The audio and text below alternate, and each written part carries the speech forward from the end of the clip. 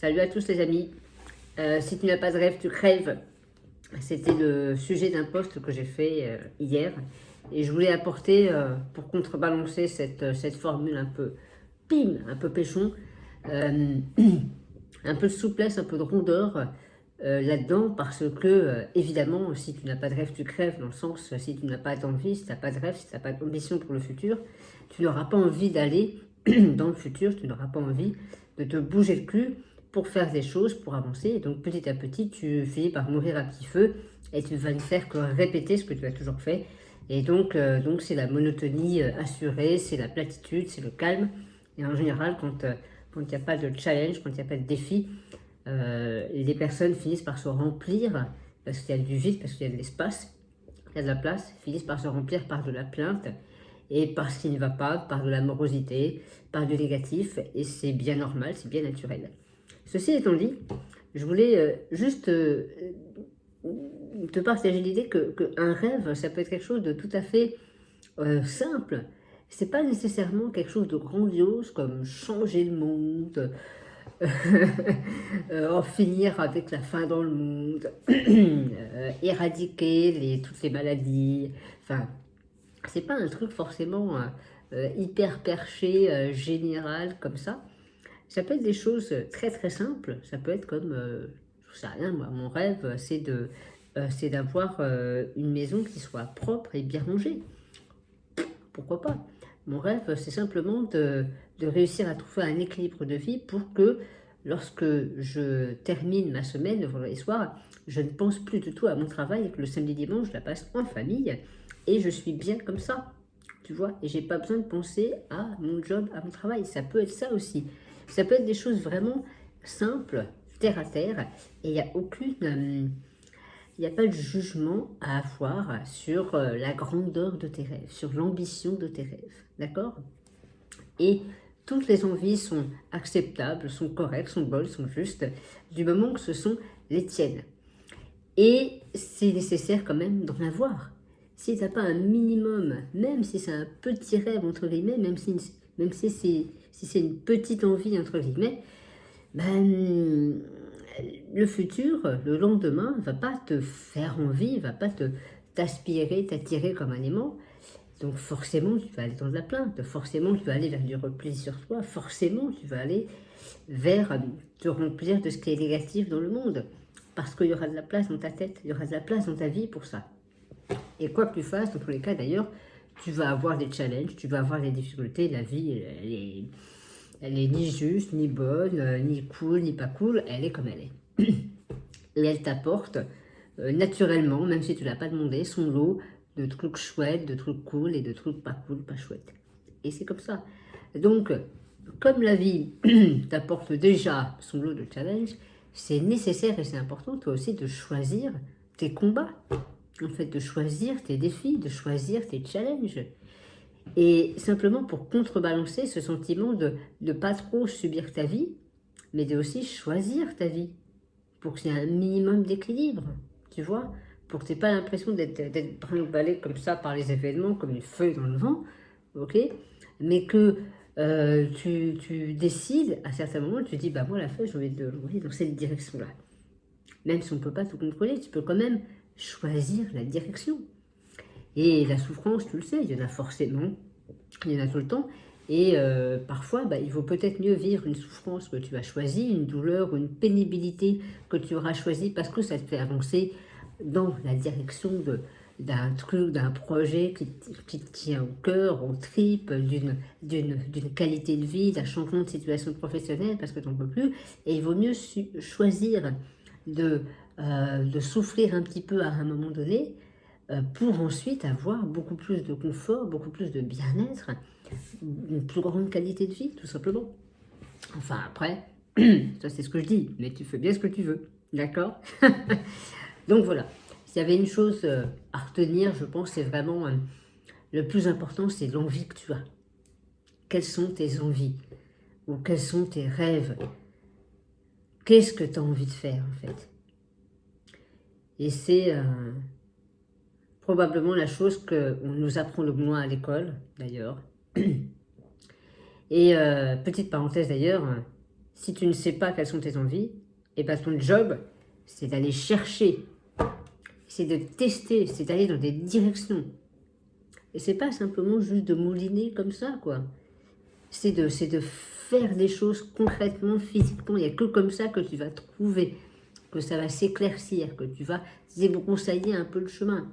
C'est en testant des choses, des activités, des directions, que tu vas sentir si ton truc c'est ça ou pas.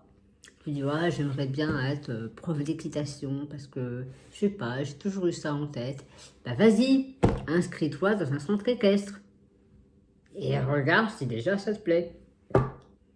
J'ai toujours rêvé être artiste, faire des créations et tout. Bah vas-y, crée quelque chose. Aujourd'hui, cette semaine, maintenant. Et tu verras. Et tu sentiras si c'est juste ou pas, si ça te correspond ou pas. Tu as besoin de mettre la main à la pâte pour sentir. En fait, tu ne peux pas décider en dehors de l'action. À un moment donné, tu as besoin de te confronter au rocher, à la réalité du terrain pour sentir si c'est ça ou pas. D'accord? Moi, j'ai beau, lorsque je suis devant une belle paroi, ben, pour savoir si ce que je m'imagine de la difficulté de la paroi, est-ce que j'en ai vraiment envie ou pas, il y a un moment donné, j'ai besoin d'y aller, quoi. J'ai besoin de mettre mes mains dedans, d'aller tester, de mettre mes chaussons, de sentir la roche, de prendre les plis, de faire les mouvements. Et puis voilà. Et ensuite, je pourrais mieux sentir, oh, en fait, cette voix, elle ne me branche pas trop. Ou alors, je pense que j'ai envie de remettre des essais. J'ai envie de la réessayer encore. Mais à un moment donné, tu es obligé d'y aller. Tu es obligé de faire plouf, j'y vais. Et moi, c'est ça qui me branche, parce que c'est là qu'il y a de la vie. Je dis pas, évidemment, qu'il faut toujours être dans l'action. C'est pas ce que je dis, d'accord? Parfois, il y a des personnes qui ont besoin de ne rien faire, et c'est la meilleure des actions. Ne rien faire, c'est ce que j'appelle faire du mouvement immobile. En ne faisant rien, parfois, on avance beaucoup plus qu'en étant comme un chien fou qui aboie, qui fait des choses dans tous les sens, des actions tous les jours, des actions, des actions, des actions. D'accord? Et n'empêche qu'à un moment donné, la vie, c'est en partie, c'est faire et se reposer. C'est les deux. C'est faire des actions, prendre du recul, faire des actions, prendre du recul. Je m'accroche, je lâche prise, je m'accroche, je lâche prise, etc. etc. Il n'y a que comme ça qu'on avance. Et c'est une danse entre les deux, c'est un mélange entre les deux. Il y a une justesse à trouver pour chaque personne entre ces deux mouvements qui sont opposés. Voilà. Et moi, c'est ça qui me branche. Ce qui me branche, c'est de voir les personnes vivre. La vie, c'est ça. C'est quand ça avance. C'est pas quand c'est plat, quand c'est rectiligne, quand c'est vraiment tout le temps serein, ou tout le temps facile, ou tout le temps fluide. Ça n'existe pas, ça. La vie, c'est quand ça bouge, quand il y a des mouvements, quand ça avance ou que ça recule, voire même que ça stagne de temps en temps.